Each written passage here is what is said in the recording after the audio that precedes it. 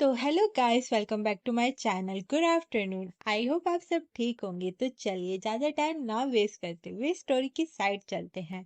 तो last part में हमने देखा था कि क्या वो कहता है, मुझे बस अभी ये पता है कि अभी आप परेशान हो, इसलिए मुझे आपकी हेल्प करनी है और कुछ नहीं। और वैसे भी क्या तुमने मुझे पहले नहीं मारा? क्या तुमने मुझे अभी तक काफी बार नहीं मारा? ये सुनकर एनयांग कहता है, मैं वायलेंट नहीं हूँ। इसके अलावा अब आपके चेहरे के पास इसे हैंडल करने की कोई जगह नहीं बची है। क्याओ कहता है, मैं पहले से अल्फा हूँ। हो सकता है कि कल तक मैं पूरी तरीके से ठीक हो जाऊं। ये सब सुनकर एनयांग सोचता है, ये पहले से अलग होना चाहिए। वो बेकार इंसान जिसे कभी धमकाया गया था वो भी एक पीक अल्फा बन गया है। अगर ये रीयूनियन ना हुआ होता तो हमारा रिश्ता इतना कमजोर ना हुआ होता। लेकिन मैं सच में ये बर्दाश्त नहीं कर सकता कि कोई और मेरी जिंदगी को कंट्रोल करे। लेकिन इस बात से इनकार भी नहीं किया जा सकता कि ये शरीर अल्फा फेरोमोन पर निर्भर होता जा रहा है। जैसे अभी मैं सच में थोड़ा ज्यादा रिलैक्स फील कर रहा हूँ। ये एहसास अजीब है फिर भी खतरनाक है। वो ये सब कुछ सोच ही रहा होता है कि तभी क्या हेयर ड्राई करते हुए कहता है, सीनियर मैंने तुम्हारे बाल पहले ही सुखा दिए हैं। देर हो रही है इसलिए अब तुम सो जाओ। ये बोलकर वो उसे ब्लैंकेट उड़ाने लगता है। तो एनयांग कहता है, इसे रहने दो, मैं इसे खुद कर लूंगा। एन यांग लेटने के बाद क्या उसे कहता है, हे क्या तुम यहीं पर बैठे रहोगे? क्या तुम्हें बाहर नहीं जा रहे हो? क्या वो कहता है, तुम्हारे फेरोमोन में उतार चढ़ाव अभी भी कम नहीं हुआ है। अगर मैं तुम्हारे साथ रहूं तो तुम्हें ज्यादा आराम फील होगा। ये सुनकर वो क्याओ को देखने लगता है तो उसे क्याओ का कुछ उठा हुआ दिखता है। You know army, naughty naughty, you know, I know, मुझे पता है। क्या आपको पता है कि मैं किस चीज की बात कर रही हूँ? सो अच्छी बात है अगर आपको पता है। ये देखकर एन यांग साइड में फेस करके सोचता है, खैर अगर वो सच में कुछ करना चाहता तो अब तक वेट नहीं करता। ज्यादा से ज्यादा हम उसे एक और बार कर लेंगे। इस बार मैं बिल्कुल भी नरम दिल नहीं बनूंगा। ये सोचकर वो सो जाता है। और किया यहाँ पर ऐसे ही बैठकर एन यांग को देखे जा रहा होता है और उसे देखकर मन में कहता है, एन यांग मैं हान से अलग हूँ। मेरी लाइफ उतनी आसान नहीं थी जितनी दिखती है। बेशक ये उतना सीधा और सरल ना हो सकता हो जितना ये दिखता है। इसकी तुलना मैं अल्फा लेवल एस वाला एक स्वाभाविक रूप से अलग पर्सन हूँ। मेरे अलग होने का असली मकसद मैं बस उसकी खुशबू फील करना चाहता था। बस इतना ही। ये बोलकर वो उसका हाथ लेकर अपने फेस पर लगाता है और फिर सीन शिफ्ट होता है मॉर्निंग पर, जहाँ पर एनयांग सोचता है, जब मैं अगली दिन उठा क्या वो रूम में नहीं था, लेकिन उसके फेरोमोन की महक अभी भी हवा में घुली हुई थी। ऐसा लगता है कि उसने वास्तव में कुछ भी नहीं किया। फिर हमें डाइनिंग टेबल का सीन दिखाया जाता है जहाँ पर क्याओ कहता है, कल रात आपकी नींद कैसी रही? एनयांग कहता है, अच्छी थी। ये बोलकर वो उसका फेस देखता है और सोचता है उसका फेस का जख्म गायब हो गया है। वो ये सब कुछ सोच ही रहा होता है कि तभी क्याओ कहता है, क्या ये खाना आपको पसंद आया? लगता है अगली बार मैं और भी ज्यादा अच्छा कर सकता हूँ। ये बोलकर वो एन यांग को देखकर सोचता है, सीनियर का रंग कल से काफी बेहतर है। ऐसा लगता है कि मेरे फेरोमोन अभी भी बहुत काम के हैं। लेकिन वो आदमी हान कहाँ गया? वो सिर्फ एक इंसान पर हमला तो नहीं कर सकता था, है ना? ये सोचकर वो एन यांग को देखकर कहता है, सीनियर आपके जनरल चेकअप के लिए कल अपॉइंटमेंट है। मुझे आपके सहयोग की जरूरत पड़ सकती है। एन यांग कहता है, वैसे भी मुझे मना करने का कोई हक नहीं है।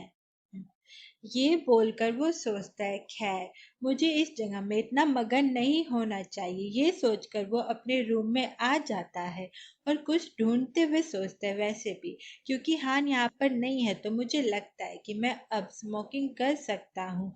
सोचने पर उस लड़की लेम लेम ने बताया था कि ये मिस हुआओमिन का रूम हुआ करता था। वो स्मोकर जैसी तो नहीं दिखती थी, फिर भी उनके रूम में सिगरेट की काफी सारी डब्बियां रखी हुई थी। मुझे याद है सिगरेट का पिछला पैकेट इस तरफ से लिया गया था। ये सब सोचकर वो जैसे ही सिगरेट की डब्बी उठाने जाता है तभी उसे क्याओ की मोम की पिक दिखती है, जिसे देखकर वो काफी ज्यादा शॉक्ड हो जाता है क्योंकि इसी पिक में एन यांग की मोम भी होती है।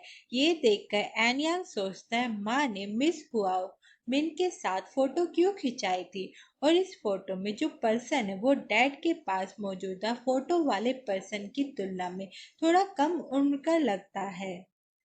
तो क्या मोमता भाइयों की मोम को जानती थी? आखिरकार उनका क्या रिश्ता था? सच कहूँ तो ये बहुत अफसोस की बात है, लेकिन अपनी माँ के बारे में मुझे जो कुछ भी पता चला वो सब मेरे पिता ने मुझे बताया था।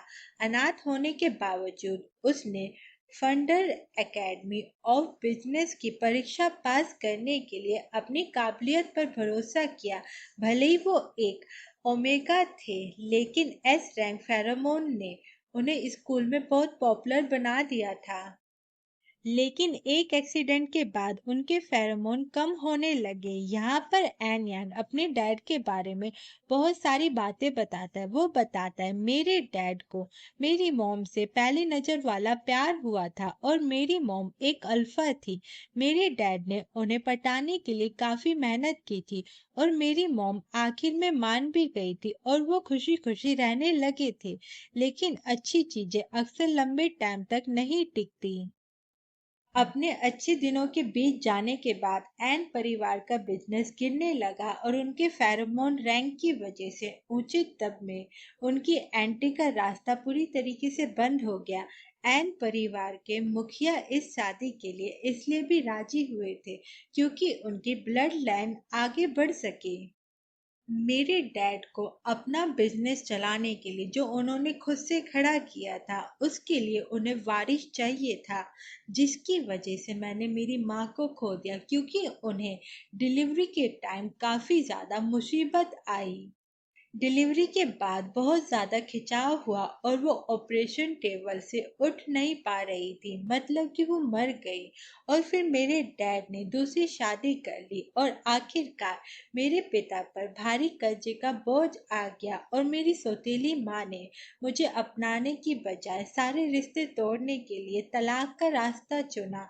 ऊपर से और इन सब मुसीबत के कुछ टाइम बाद उन्होंने आखिरी सांस ली। मरने से पहले उन्होंने मुझसे माफी मांगते हुए रोते हुए कहा और मुझसे गुजारिश की कि मैं अपने छोटे भाई का अच्छे से ख्याल रखूं।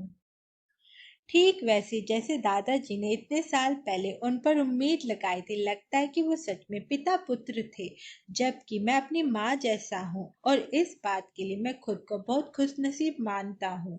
वो ये सब कुछ सोच ही रहा होता है कि तभी क्या कहता है सीनियर, आपका हेल्थ चेकअप का टाइम हो गया है। डॉक्टर क्या उसे कहती है प्लीज थोड़ी देर के लिए एक तरफ हट जाए, क्योंकि यहाँ अल्फा के होने पर ओमेगा को आराम करने में मुश्किल होगी। ये सुनकर क्याओ कहता है अगर कुछ भी हो तो मुझे कॉल करना, याद रखना। डॉक्टर एन यांग को चेक करते हुए कहता है अब सबसे पहले आइए ग्लैडन की शुरुआती जांच करते हैं।